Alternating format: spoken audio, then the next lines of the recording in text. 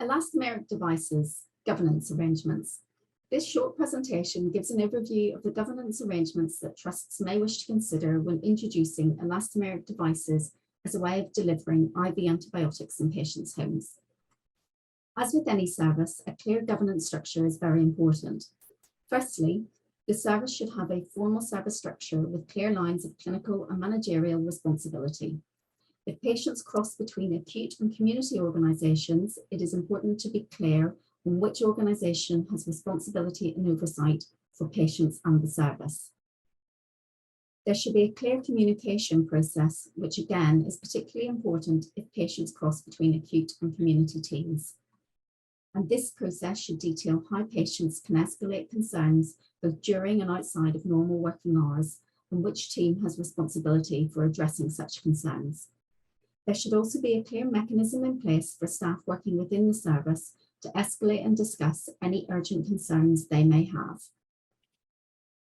Services should have a robust method of monitoring the outcomes of patients during their treatment, for example, daily observations, weekly blood tests, and MDT review meetings. Services should also have a method of recording patients going through the service.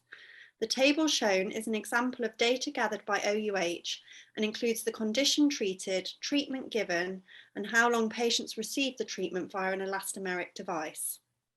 This will enable the service to provide activity data, including bed days saved.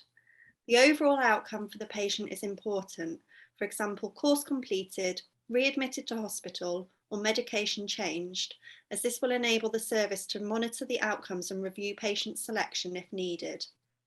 Patient feedback is also an important part of monitoring the outcomes of the service, and this is covered in a later presentation. A standard operating policy or SOP should be developed, which will provide a clear framework for the use of the elastomeric device, including patient selection, how to prescribe, prepare and administer the device, and training requirements for staff.